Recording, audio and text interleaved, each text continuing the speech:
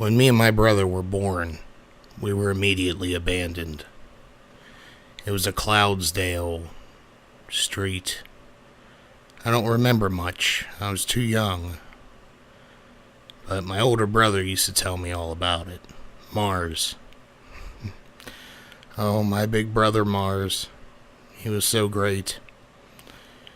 He would teach me all the things that I didn't get a chance to learn from anyone. I never really had a mom or a dad. But I did have Mars. Oh, my brother. I was different. I always cried at night. Mars always tried to convince me it wasn't my fault, but I felt like my defection or my problem I was born with was the reason our parents stopped loving us. It was a rainy, rainy night. The Pegasi that lived amongst us were gathering up the storm clouds, and it was gray and dreary. The kind of days I liked, because it didn't hurt. I was born with a special illness. I wasn't able to go out into the light like most Pegasi. I guess I was always too sad, because my brother was more hateful towards the Pegasus, even though we were both Pegasi. I had my father's red coat, is what, my brother always told me, and he had this, light bluish coat to him. I guess that was our mother. I couldn't tell you anything about him. I never had a chance to meet him. But we got by. He would go off and he would steal our favorite candy bars. King's Chew is what they called it. Well, it was Canterlot King's Chew. Loved it very much. It was sweet and chewy, but it also had that very chocolatey flavor that every time I even smell chocolate, I think of my brother and me. Carefree and running amok. We always had the cops on our hands, or hooves, I should say. I don't know where that phrase came from in this world, but something happened, I guess. But I remember being taught to fly. My wings never quite grew in when I was young, and I always was sad about this, but my brother always assured me that, Oh, I totally forgot to tell you. My name is Kalen. Or was. He would say, Kalen, your wings will grow in. Don't worry. You just gotta keep going. Keep going. Do what I do. Just keep going. And I always looked up to him, and I always followed his advice. Sorry, my story isn't a happy one, but at least it's short. I'm a little confident, yes, I suppose. I like to fly, especially when I learned something about this sonic rain boom. I don't know. I always remember when I flew. You have to excuse me. This is a story I'm not prepared to tell. Anyways, one day when I was laying in the shadow praying to Luna that the sun went away, something flopped by me, and it was a pair of goggles. I looked up and I could see a gleaming smile, and it was my brother Mars. I put it on and wow. He said he got it from the local blacksmith or welder or whatever it was, but I didn't care. I could finally go out and fly. I could just walk, and I wouldn't be in any pain.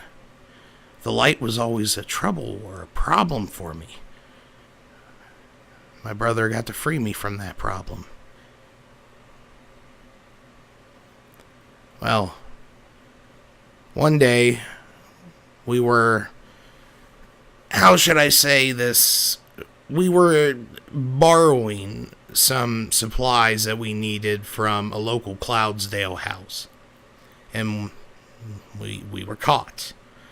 I had hooves full of my favorite snacks, my King's bars.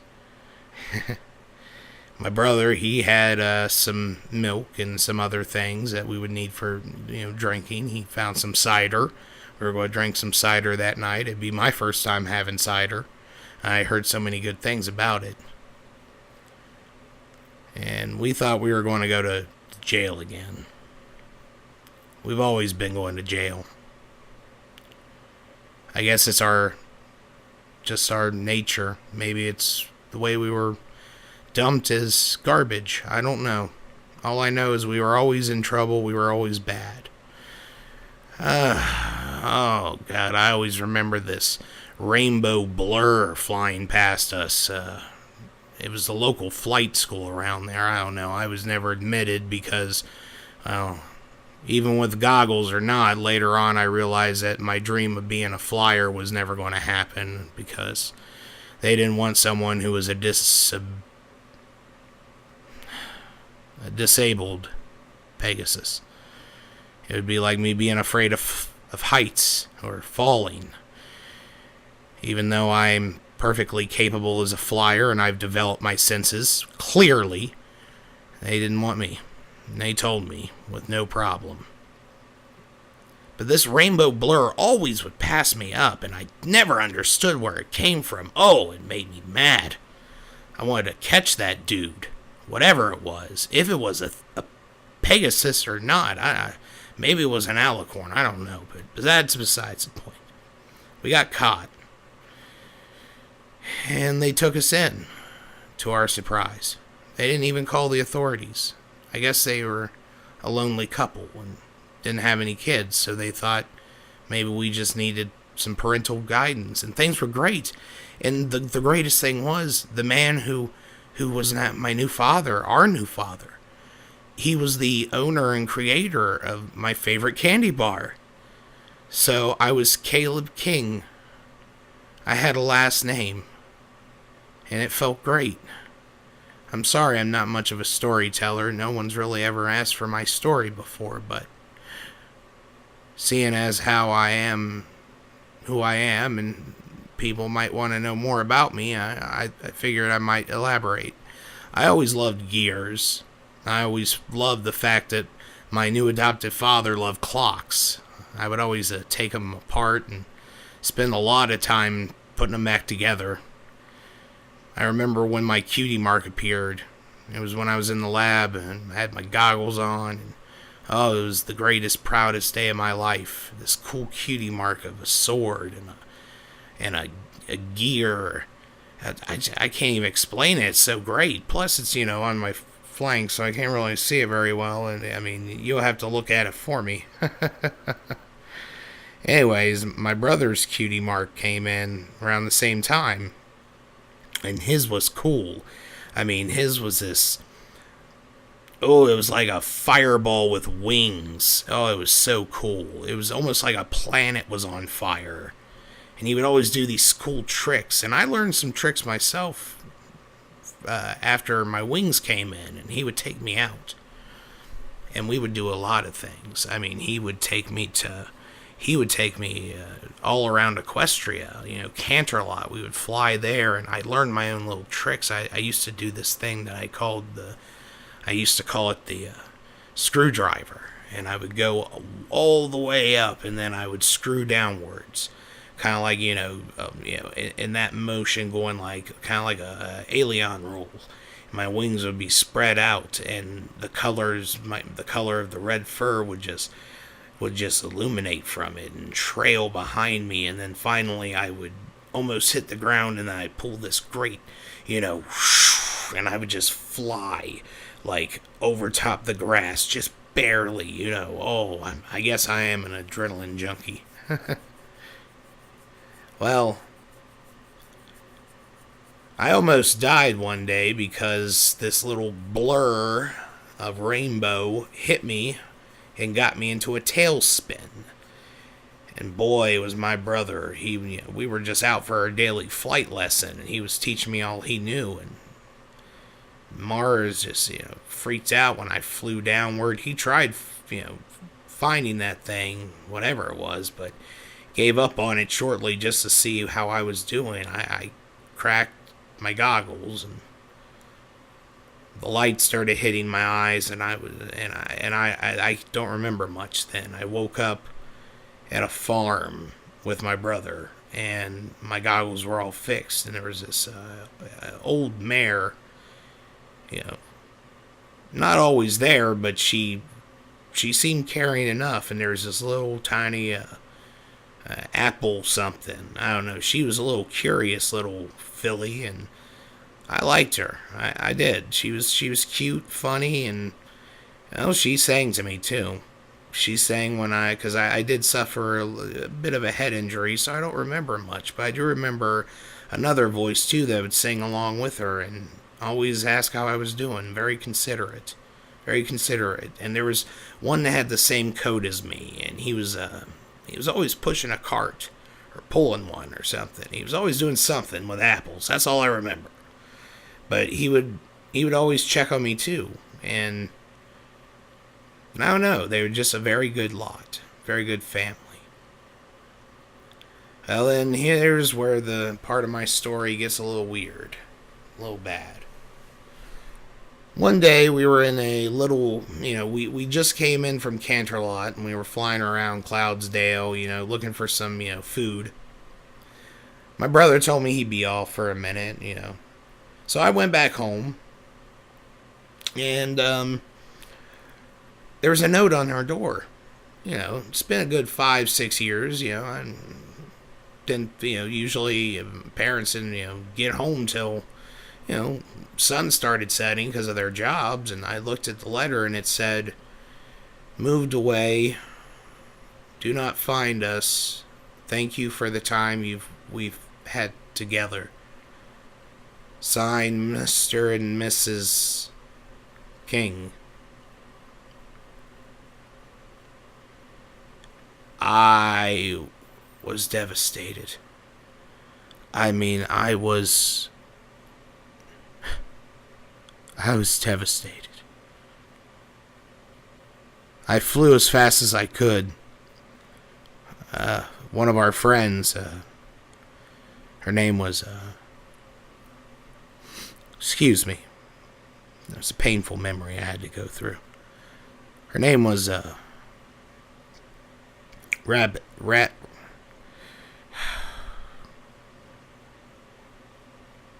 Her name was Rabbit Spin.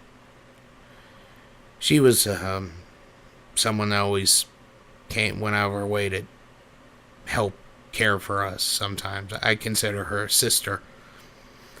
And she saw the note too, and her heart just sank with me. I cried into her shoulder. I didn't stop. My goggles were full. She helped me fly down to where my brother headed, which was some little town called Ponyville. I didn't think much about it there, and I showed my brother the note, and he was always strong. He just bucked up, smiled, gave me a candy bar, and said, "Well, I know a place we should go. We just got invited for dinner." And we went to a place called Sweet Apple Acres, I believe. And we had a lot of good times, a lot of good things happened, About 4 days later, since things happened the way they did, the Apple family was so gracious to allow us to stay. So they let us, stay as long as we needed to. And my brother, being the one who couldn't really get on the straight and narrow, had to go out one more time and, see if he could find something. It was my birthday after all. I didn't tell anyone because, frankly, I didn't care at that point. I just wanted a family. And that didn't seem to be coming true. So, I didn't hear from my brother for a few hours.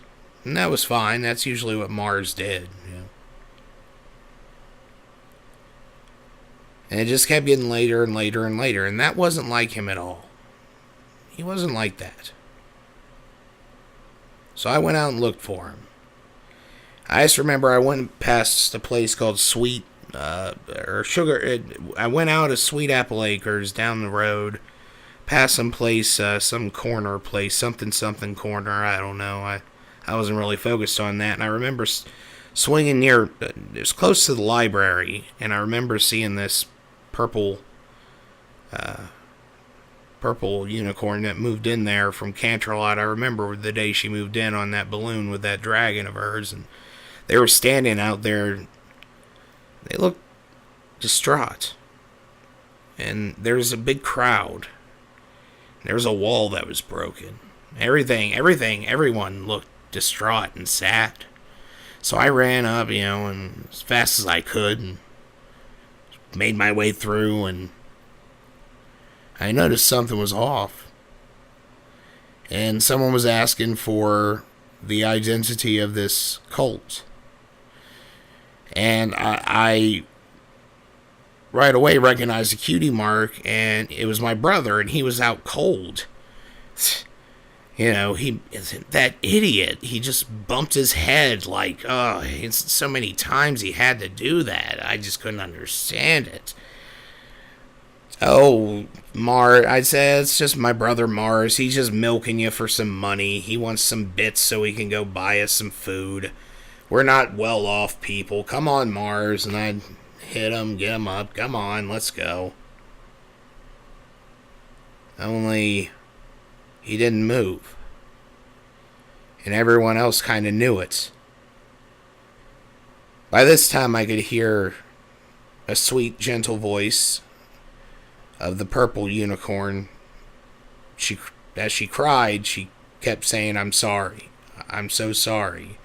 I saw what happened, and I'm so sorry. Are you his brother?" And whatever, I don't bow down to a unicorn. I don't bow down to a Pegasus. I'm not going to talk to you. Come on, Mars, get up. Mars, let's go. Come on, you freaked these people out enough. He always had to do this type of crap. But he wouldn't move. Just didn't understand why. Until I hit him hard enough and he flipped over. Everyone shuddered away, but I stared directly at what was my brother. Oh my good Lord. Oh my sweet Celestia and Luna. Oh my goodness gracious. It haunts me to this day. I cradled him in my arms. My hooves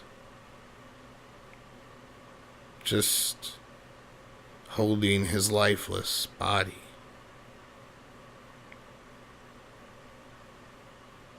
I felt hooves on my shoulder as well. The Apple family and Twilight. I guess that was her name because that was the name I heard over all my sobbing. Something Twilight, did you see what's going on, Caleb? That's all I heard. And I kept hearing, "You're sorry, I'm sorry, Caleb. I'm sorry, Caleb." Yeah, some comfort. They gave him a burial that day. I was the only one who was family. The King family didn't even show up. I can't believe it. What did I do? What did I do?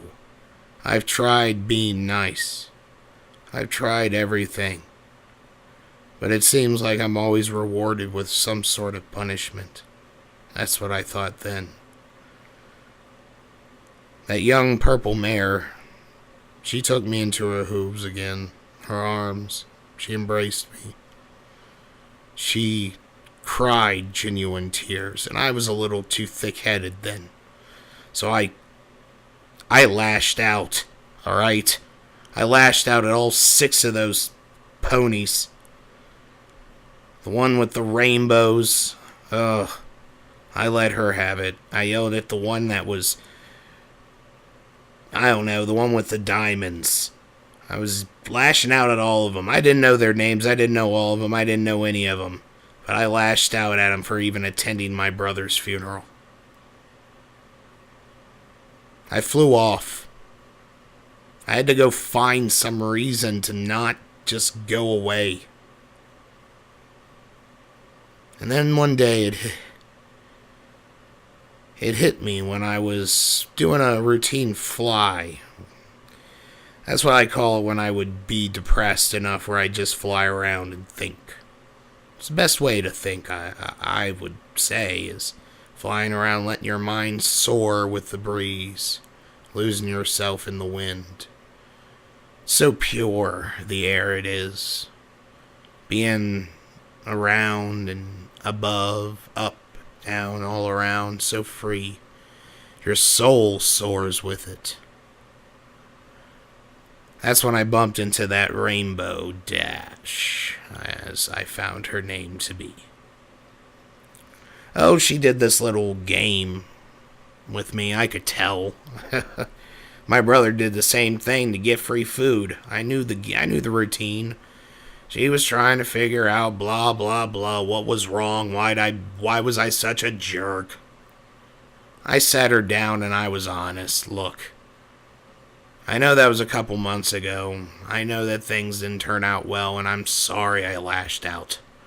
But I've lost everything. I have to wear these goggles all the time.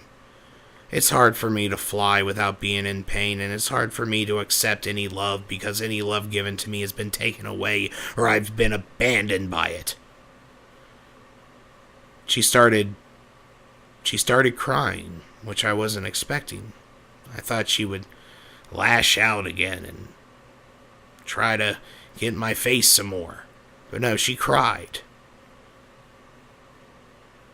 She put her hoof around me and, well, she kissed me on the cheek. And she said, I want you to meet with my friends later tonight. I'd be lying if I said I wasn't blushing at that point.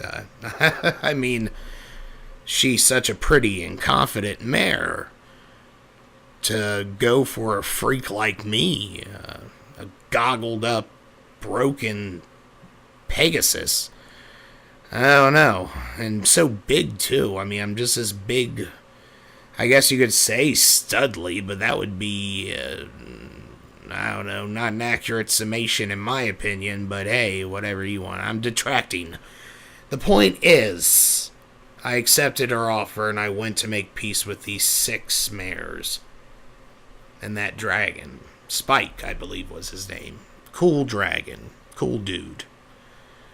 I definitely gave him a bro hoof for, in this case, a bro hoof / bro claw. That's my man, Spike. I don't get to talk to him much. I'm always off doing things, because this is where my story takes a better turn. On the way there, I remember hearing something of a mare shouting. 2 mares, to be precise. It was a yellow one. Butterflies on her flank was her cutie mark. Fluttershy, that was her name, Fluttershy. And the purple one, Twilight. They were hanging from a ledge. I guess it was an ill attempt to find this white cat. Thing tried to scratch me. I gave up on it and went towards them immediately. And as they started falling, I picked up as much speed as I could. And I thought to myself in my head, I'm not going to let anyone else down. I'm not going to let anyone else down. I'm not going to let anyone else down. I'm not going to let you die. I'm not going to let you die. I'm not going to let you die again. I'm not going to let you die again. And I opened my eyes. And I noticed I had both of them in my arms, and they were safely on the ground. They were so grateful. They both gave me a kiss on the cheek. And I would be lying again if I said that I blushed. That I didn't blush, I should say. I'm sorry, I'm still flustered thinking about those two beautiful mares kissing some creature like me on the cheek. I don't even know if you can consider me a Pegasus. But I met up with them inside something boutique. Not good with foreign languages. Fancy talk just eludes me. I'm not very well educated, as you can tell. But I got heart and charisma, so sue me. I get there and we're all having a good time and dances. I mean, that pink one, oh my goodness, she's a partier. I love party animals. Woo is what I say. I say woo to party animals. We were dancing. You should have saw me. My moves were sick. Anyways, they lined up and they gave me a gift. And the biggest gift of all came from the most unexpected place. Sorry, I'm getting emotional because this is where it turns around. I got this big box from Rainbow Dash of my favorite candy bar, of course. You should all know it by now. They gave my glasses a much needed makeover, and they gave them very nice. And I got this shirt from Rarity. A very refined woman she is. Very refined mare. Woman of a mare she is. Very ladylike. But she made me these shirts, 3 of them. But there's one I usually wear, and it's got gears on it, because I love gears. Until then, I was, mostly didn't really wear clothes, just my goggles, so I could go outside and fly. But, hey, I'm not going to say no to a free gift. I mean, they all gave me great gifts. They all did. Even Spike gave me a nice gem, which I used to... I used it to donate to a local orphanage that was bestowed in my name recently in Cloudsdale. Because at that moment, Celestia herself, Celestia and Luna, showed up. Apparently, she's, the student of Celestia, the girl I saved, Twilight. I did not know this. And for my bravery, she offered me a membership into the Royal Cloudsdale Guards. An elite group of guards that are meant to do secret missions, basically. I guess. I haven't been called forth yet, but I've been in training, and I actually graduated with honors. And she asked me for my name. And after just eating one of those candy bars, I looked down at the wrapper and I saw the word King. And because of my brother, I just blurted out King Mars. So King Mars was my new name. I tossed away Caleb. Caleb died with his brother. King Mars was reborn. So, to end the story, I now reside in Cloudsdale, mostly in Ponyville, though. I always make an extra effort to keep an eye on my friends, the ones who taught me the value of opening up and being kind. But I reside in my house in Cloudsdale, and I look over my orphanage, and I make sure that most of my bits go towards that orphanage. So, the King Mars Orphanage of the Lost and the Sick has become one of the main housing units in Cloudsdale to date that has not only raised enough money to support itself, but also has the best turnout when it comes to love. And I oversaw to that. I made sure those kids got the childhood I could only dream of. So anyways, that's my story. King Mars, the Pegasus that could, that did, and that will always be. If you enjoyed this, please, like and comment. Tell me what you think about my story. Does my story, did you remember seeing maybe me flying around Equestria? If you have, maybe you should tell me. It'd be nice to know. But anyways, King Mars telling you that it's time for me to go. And have a wonderful evening. Good night.